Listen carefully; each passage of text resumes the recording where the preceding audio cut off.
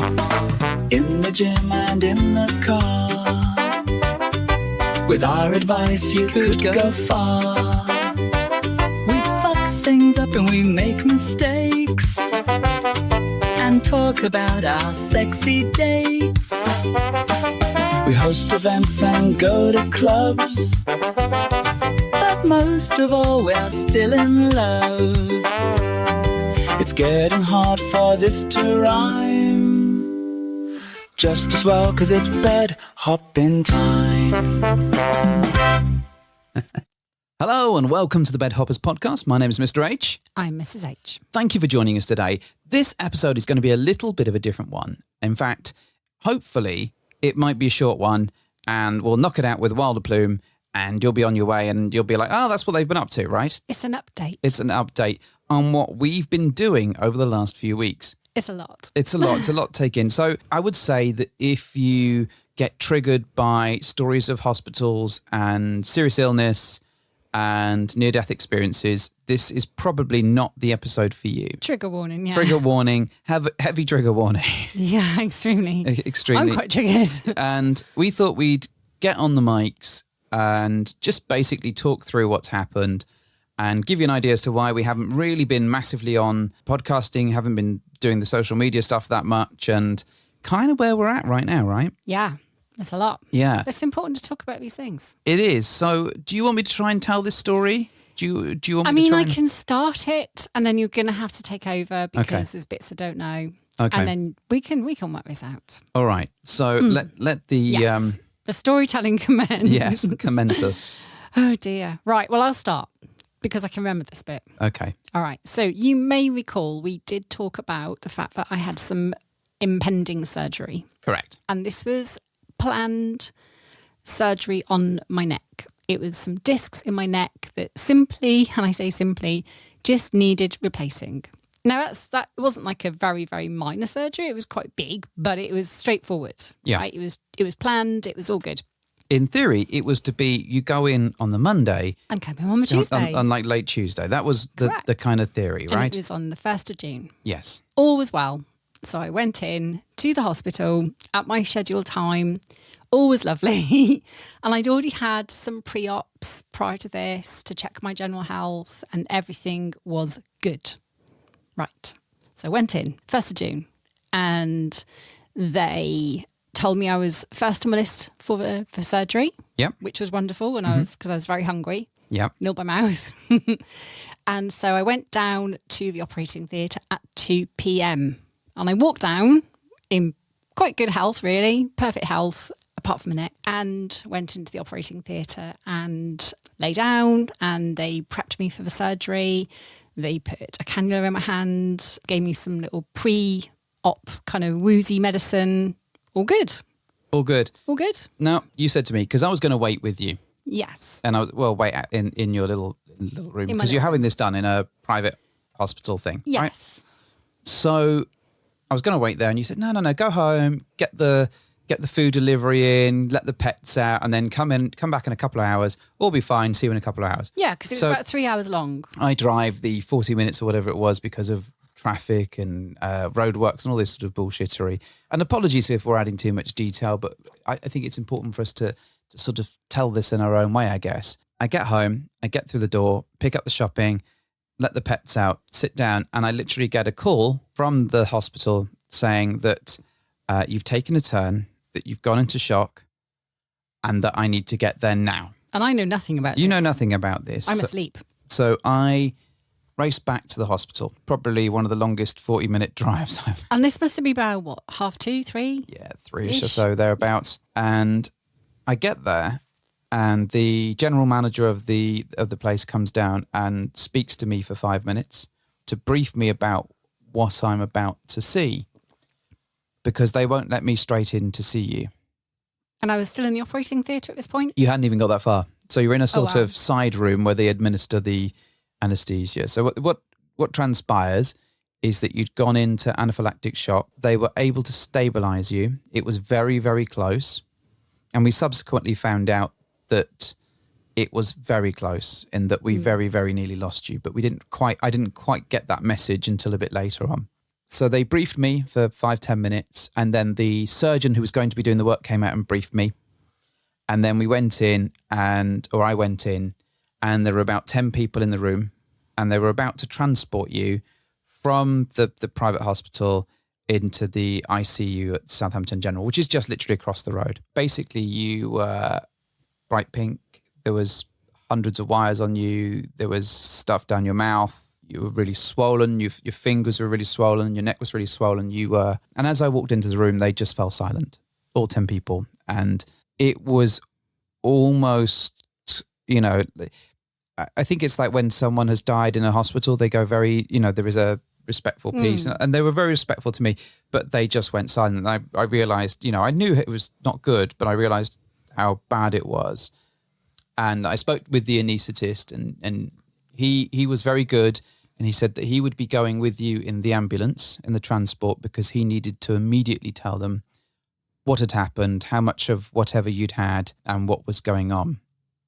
So I held your hand for a second, I kissed you goodbye, and they said that they didn't know what the outcome was going to be at all. They couldn't predict either way. So I walked over with the general manager to the hospital, and then ended up waiting, I don't know, 2-3 hours before I was able to see you in the ICU intensive care unit. So the manager walked over there with you? With me, yeah. Ooh. Or the general head nurse or whoever it was. She was very lovely, very kind. And then I was able to get into the ICU and see you. In the meantime, obviously, I'd alerted children and friends, and just basically sort of told them what I knew, which was really, at that stage, very little. So I get into the ICU. You are hooked up to litres of adrenaline and fluids, and you're basically, I guess, in a coma. In a coma.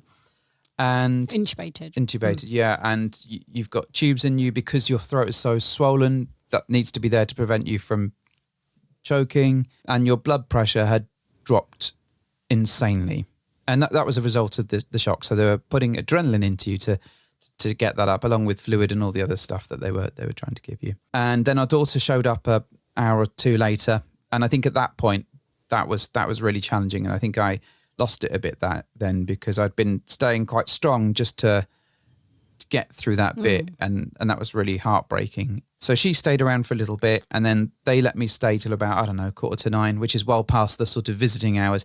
Just sat there holding your hand, stroking your hair, and they were talking to you as though you were around. Hey, Caroline, I'm like, oh, I like your tattoos. Oh, we're just going to put this new cannula in, and we're just going to do this, and we're just going to do that. They were very good. In fact, the NHS have been incredible, and that will be a theme that comes up a lot, our health service. But basically, they said to me that over the course of the night, your blood pressure had to increase. We didn't know what state you're going to be in when you came round, whether you'd still have your mental faculties, whether you'd still be able to do anything, really. And they said that if they phoned you in the night, so leave your phone and we'll phone you in the night. If we phone, it won't be good. Oh God. That was. I mean, they weren't like as blunt as that, but that was the message. So I wrote you a note. I wrote a little message to you on my notepad and left it on your bag for you in case you woke up. And then they said I could call you at 9 because they do like a shift change at 8 in the morning. And that night it's fucking awful. It was one of the worst nights I've had, and I've never not wanted a phone call so much in my entire life. And you know how your phone goes on to like sleep mode or night mode? Like, how do we turn that off? We don't know. We set it up once and that's it, and it's gone like set there forever. And then I was worried that I'd missed the call, so I kept waking up and checking my phone. And I got to, managed to get a little bit of sleep, but it got to 9 o'clock and I phoned them. And that was terrifying because I didn't know what I was going to find. And fortunately, there was some good news in that you were starting to come around. You'd started waking up. You'd been able to write a little bit, and that you were very concerned over where I was. But obviously, this is 18 hours after you had your operation. So you're out for 18 hours. You've woken up in a different hospital. You've not had the operation that you went in for. Different day. It's a different day. You've got tubes down you that shouldn't be there, and you're groggy as fuck because you've been out of it. So they gave you a pen and paper to write down stuff, and it was like you know, having seen it later, it's like the ravings of a madman, but it's, you know, I was just so happy that you were awake. And then they said that I could come in to see you at 2.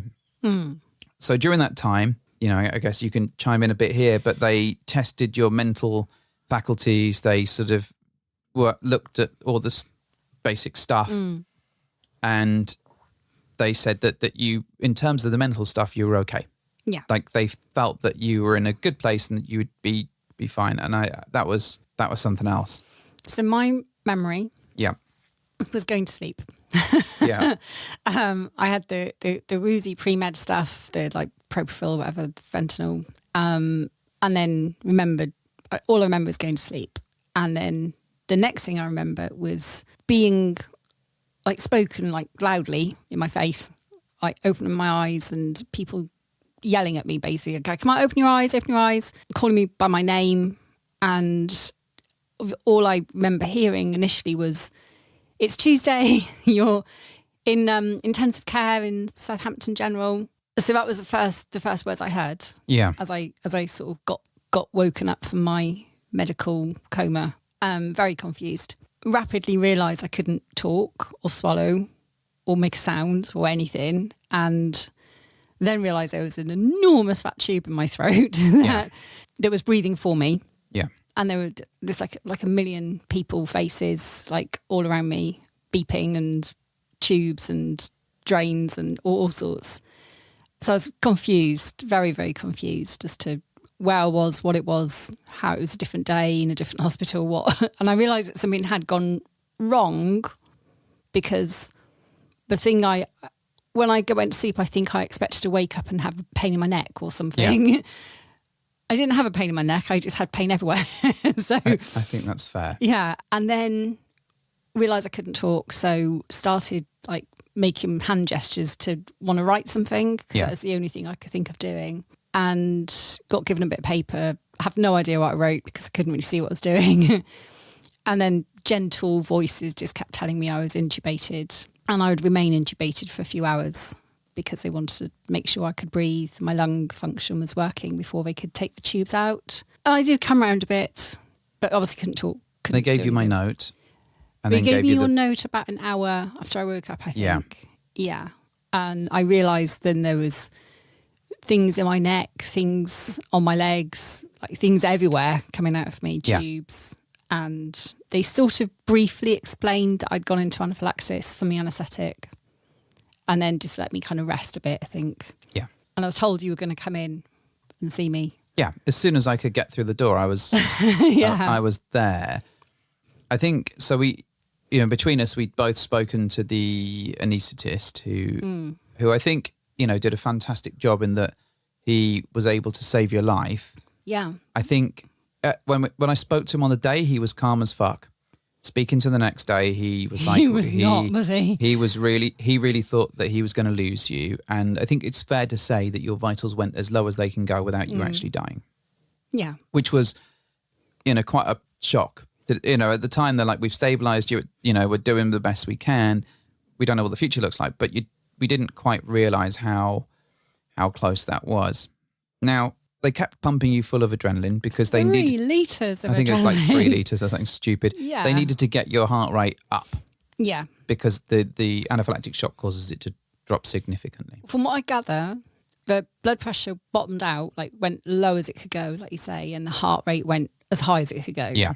And then it obviously all went the other way, I think. And So the good news was when I saw you, I was so relieved that you were alive. And at that point you'd had the tube just taken out and you could talk a little bit and you were still very groggy, but that was just like brilliant. Miracle. Wonderful stuff. You'd stayed on ICU for a couple of days. Yeah. And then they transferred you to like a general ward. Yeah. And then they sort of said, you'll be all right. You can go home. Yeah, they were making plans for me to go home and rest and recover at home once they took all the things out. But then what we found is that the details suggested... The blood test. Suggested that you'd had some sort of large cardiac problem. Some kind of cardiac event from the huge shock to the heart where they explained it to me that imagine someone squeezing your heart as hard as they can. and then your heart gets very, very distressed and traumatized. Yeah. I mean, I can imagine. It's well, I mean, have to imagine. it leaks troponin, which is like the protein in Which your they, heart. as we discovered, they call it crying heart. Crying which is heart syndrome. very whimsical, Very whimsical. For that. So your heart is literally crying protein. Yeah. Basically what they discovered is that the anaphylactic shock had triggered a heart attack. Yes. So you weren't allowed to go anywhere because they had to monitor your blood pressure, your heart rate. So you were wired up to all sorts of telemetry and then pretty much rushed into a cardiac ward, which you stayed in a cardiac ward for a day. Yeah. And they were very, very good. And they moved you to what they call the young person's cardiac ward. But having seen the people that are in there, I'm not entirely convinced. I was in the coronary care unit for a day and a night sort of thing, where they had me hooked up to this TV thing, really, where they could see what was going on. And my heart was kind of blipping around here and there with like atrial fibrillation. And I guess where it was still going through a bit of trauma. Well, I think there was a couple of things at play. One is that, we are both on high blood pressure medicine. Thanks, parents, for that wonderful inheritance there. And you hadn't had those tablets. No, since the Sunday. Since the Sunday. So, of course, there was that, but also the trauma to your heart had essentially caused this issue. So they had to stabilise that and work to sort that out, but also get you in for a scan to see whether your heart had been damaged. So I had an echogram. Yeah, echogram. Yeah. That was the first thing I had. And they came to the ward to do that. Actually, they came to the ward to do that at my bedside. And you were allowed to stay for that, weren't you? And then they realised that you needed a bigger scan, a better scan. Yeah, better scan. So that was another couple of days wait to get to that stage. Yeah. So in the meantime, you seemed to be sort of, your blood pressure was high. Yeah. But you seem to be getting like a little bit stronger and a little bit more. Yeah. I was allowed to get out of bed. They took the catheter out and I was allowed to make some very small steps to the bathroom and stuff like that. Which for me was like amazing. Yeah. To see that. However, you went for the heart scan. Oh, I know. And the good news on the heart scan was they just felt that your heart had been roughed up. Traumatised. Very traumatised by the anaphylactic shock. However, just by pure passing, they saw that there were some nodules on your lungs. I know. So, oh God, they can't scan the lung properly because you've gone in for the heart thing. Yeah. So we then had to wait another few days for the lung element. Scan, but of course, these nodules could have been trauma through the anaphylactic shock. They could have been scarring from previous illnesses, or they could have been something nefarious. But we just didn't know because it was like an accidental. They saw it on the heart scan, so we had to do a better scan of the lungs. So you pretty much had a shit sandwich, didn't you? It's like, hey, good news, heart is looking like getting better, and the levels of the crying heart going in the right direction. However, nodules on your lung. Nodules on your lung. So I had another few days wait for that. So this pretty much takes us up to sort of a week and a half, 10 days after your initial anaphylactic shock. Yeah. So we get the lung scan. Yeah. And the good news is later that day, they tell us that they think that the nodules are just damage from the anaphylaxis. So that's, and in theory should be heading in the right direction and with rest and recovery. CT scan in 11 weeks, but yes, but hopefully should be getting better and resolving itself. Fingers crossed. The other thing that it's done, and that your blood signs are now showing, is that there might have been renal impairment. Renal impairment, which is damage to your kidneys, which we think again is linked to this. I'm almost certain it's linked to the anaphylaxis. But the next step, so they sent you home on that Friday. We were able to get out very late on Friday night. Yeah, like 8:30 in the evening. Got you out in the car, or busted you out in a wheelchair, got you in the car and got you home. Then, because we live in a townhouse, there was a whole load of stairs, but we did that slowly and carefully. Yeah.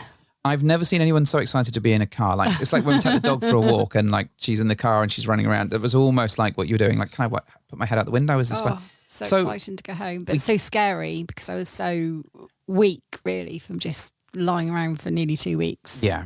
Not walking anywhere. Too scared to move because it would set all the alarms off on my telemetry. Well, that's the thing. So now we're... A whole load of new meds for my heart now. Yeah. So beta blockers and blood thinners, another CT scan, and now some kidney tests. So we think, so the heart seems to be on the right direction. It so does. It just needs to recover. Needs to recover. Lungs we need to check in a couple of months. God. And kidneys we need to have a look and see what's going on and see what the indicators are. We're hoping that that's heading in the right direction with all the rest I think it's more, well, this is the last set of bloods we did. You need to get that checked out as well. Yeah. So we're now 6 days of you being home, about that, 5-6 days. So I think, I think the good news is that Meg has continued to be your cat. Yeah, she didn't completely turn to me. I want to say that throughout this, the sort of 2 weeks or whatever that you were in hospital, I've been there every day. I went there for like minimum 5-6 hours every day. I kind of kept the house going. You're a single man. No, I fucking wasn't. I didn't have the heart or the energy to do very much, to be fair. I think it was very, very challenging. And I agree. What I do want to say is that our friends, particularly our friends that we've met from this whole lifestyle thing, were incredible. People came in to see you. People drove down miles to see you. We had calls from other countries. People reached out. People sent gifts, cards. Honestly, you lot, if you're listening to this, thank you. My son flew home from another country to see me. Ironically, he was doing that anyway, but I didn't know that. Yeah, but being him, he managed to still be late by 2 days. So there's only he flew in from Milan, and that was a surprise. So friends and family I just can't thank everyone enough. Everyone was amazing, and I know we've mentioned the NHS already, but I'll mention them again because they were nothing short of heroes. Yeah. They're absolutely tremendous. And my anaesthetist and surgeon came in every day to come and see me, kept tracking me around the hospital. The anaesthetist, bless him, he was like, in 32 years, this has happened. You're the second person. Yeah. Only in my 32 years. What I love is that he's due to retire in August, and he's like, fucking hell, I'm getting too old for this shit. But he did a really good job of, saving your life. So I can't knock him for being a bit scared and not wanting to do that so much afterwards. They were all amazing. The NHS just can't do enough for you. So I think broadly, we're now in a space where we're hoping that you're on the road to recovery. I've got some allergy testing now. Yeah, we've got allergy testing because we cannot pronounce Rocuronium. That's the anaesthetic they use. The anaesthetist would bet his house allegedly on it being the thing that you're allergic to. 99% certain so I'm allergic to it. we just need to confirm that, and then you can wear a little cowbell that has that on the side, a little cowbell that gives away that information lest anything else happens to you and they need to operate on you. They cannot give you that stuff because it would kill me.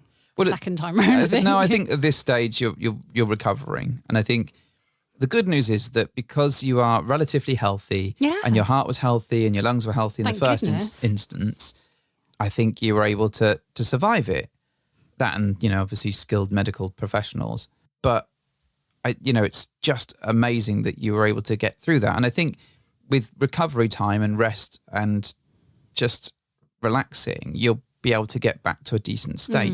The trouble is, you see, you don't like rest, and you are the world's most impatient patient. No. What I will also say, it cost me an absolute fucking fortune in Lego keeping you in there. Oh, I built a lot of Lego. If you get someone that doesn't know what to do, right, when they're in hospital, Lego's a really good fucking present because you're doing something constructive. You're actually making something. Yeah. You're taking your mind off it because you're just following instructions, and then you get something out of it. And I think that really helped you. It really, really helped me. I couldn't focus on reading. I just couldn't sit down and switch off and read a book. I was just constant PTSD and flashbacks and all sorts from all of the trauma. So the Lego was amazing because and it was a good talking point. Yeah. Every night when they came round with my horrible injection, which also triggered me. But I think, I would say that just our friends reaching out, the videos, the chats, all the other stuff was just incredible. I mean, we even managed to get you hooked up on Fortnite towards the end of your stay in there. So that you could actually go. And do you know what? It was, I very nearly fucking cried because it was just such a normal thing to do. I popped up on the little in the lobby. And we could hear you and you're still shit at the game, but we could, you could join in. Made no difference to what you think, but it was just such a normal moment that really touched me. I was like, oh, this is amazing. This is like, she's here. I mean, the big surprise really is that I do have a heart. I know. And not a lump of coal. This is the thing. They scanned it, and they've scanned it a couple of times, and they've confirmed that it is not, in fact, coal. Do indeed have a heart. Yes. Like the Grinch, it grew 2 sizes that day because of the shock, and then it got squished down, and then so it's smaller than it was before, but you got to work with what you got, right? Yeah. So now I'm kind of getting over the physical stuff is starting to fade, like all the bruises and the holes in my arms and this and that, but the mental stuff is hanging around a bit. But I think that's to be expected. Well, what I liked is when I spoke to you and we were talking about it the other day, 2 days afterwards, you were like, why didn't you take a picture of me while I was there? I'm like, seriously, I've just walked into a sort of theatre room or whatever it was. 10 people have gone deathly silent. Say goodbye to me. And I whip out my phone and take a picture of your fucking king-like sausage fingers. Like, and it's what she would have wanted. Yeah, your Lego-like head because you got no neck. Fuck off. No, I'm not doing that. And then as you get into ICU, which is where you're like, why don't you take a picture there then?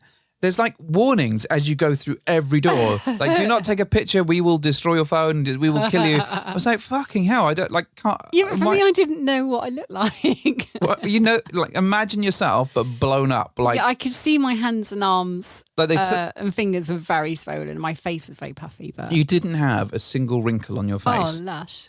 But you also looked like a balloon. So, I mean, swingers and roundabouts, right? I think there was... Looked like I had Botox. Yeah, it definitely like Botox gone wrong.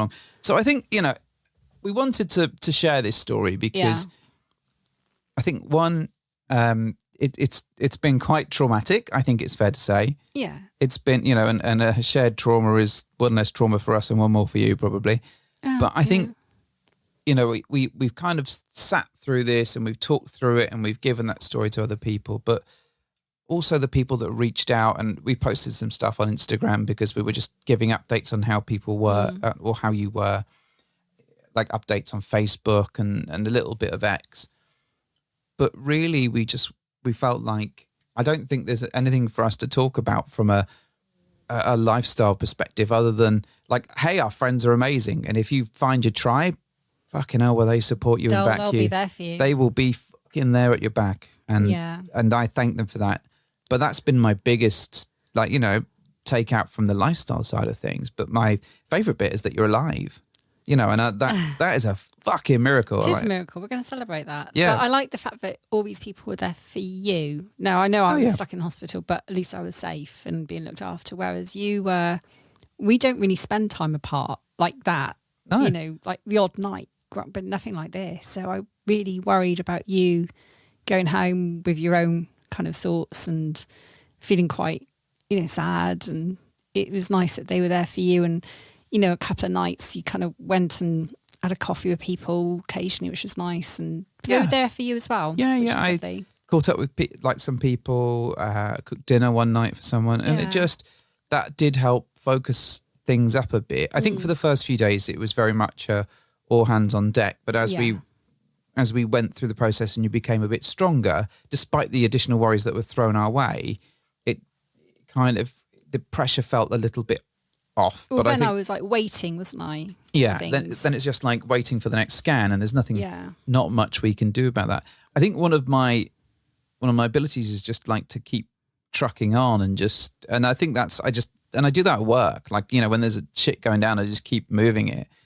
And I think that's what I was doing. I just went into that mode, just keep doing it, just keep, how many fucking litter trays that I clean over 2 weeks? So many, I was literally like, get up, feed the pets, like sort things out, like make sure I ate because that was like key because I didn't really feel like it. I went to the gym a few times because I needed to move a bit. Escape. And then literally I was there at your door and then ready with like fetching you coffees when you could have them. And snacks and all that stuff and organising people to visit you, like, because you had so many people at one point, you had to tell people, no, do not come and see me for I am too popular. Oh, it wasn't like that at all. But it is lovely to know that you have all these friends around you. And I couldn't leave the ward because I was hooked up to this bloody monitor thing all the time. So I couldn't even go and meet people down in the Costa bit. I could only stay on this ward, which was entertaining. Yeah. Certainly see life. But overall, I would say probably 1 out of 10 do not recommend this experience. As spa experiences go, shocking, absolutely shocking. You would have more fun going to your local spa and buying one of the hot dogs that are rolling around in the corner there and eating that. That's probably better than this. And I would also not ever recommend 3 litres of adrenaline, because when you eliminate that fucking stings. It really, really stings. Oh. And yeah, thanks for coming to my TED poop talk. TED poop talk. Well, I'm glad that you pointed out that it was poop that you were talking about. That really helps people. I mean, all of the stuff, it just hurts when it comes out. Oh, bless you. Well, I'm so glad that you're still around. I'm so happy that you seem to be making recovery, albeit that you're fucking... I'm grumpy. You're grumpy. You're a little puff adder. Yeah. And you're going around spinning feathers and being like... Rah, rah, rah, rah.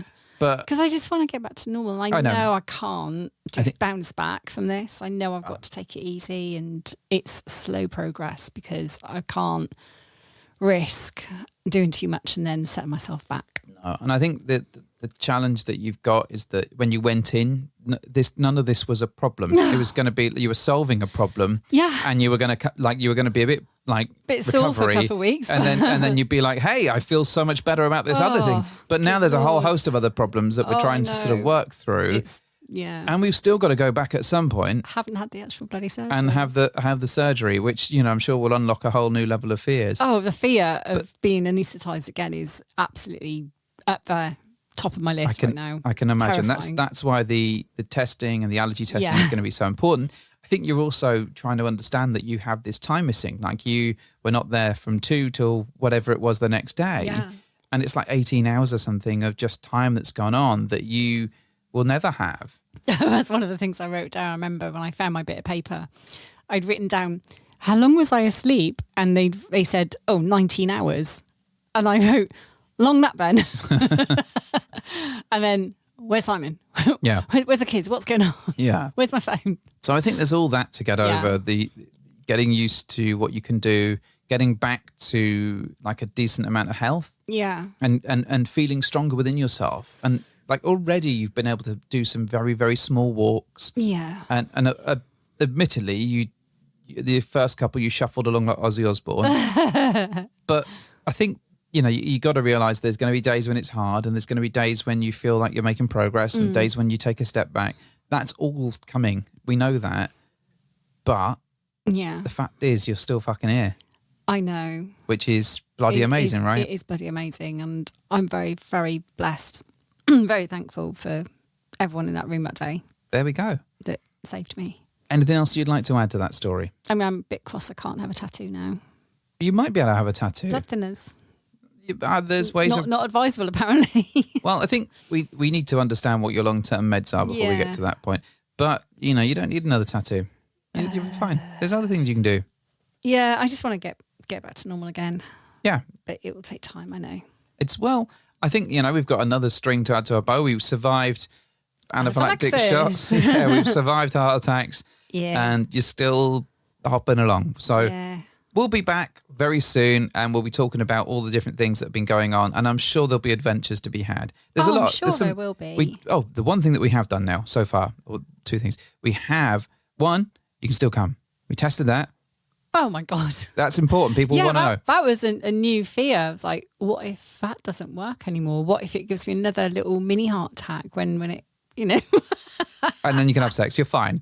We don't know about the testosterone coming back yet. These are all things that we will discover. I haven't tried that yet. But this is, we've talked about menopause. Now we can talk about heart issues, and on we go. So if you've got advice, if you've got thoughts, if you've got similar stories, please. You can relate in some way. Yeah, reach out, share them, mention them. That would be lovely to hear. We've got things coming up in the future, which we'll be talking about soon. Yeah. But until that point, we're just enjoying being alive. Yeah. Mrs. H, do your thing. Well, thank you for hopping into my bed.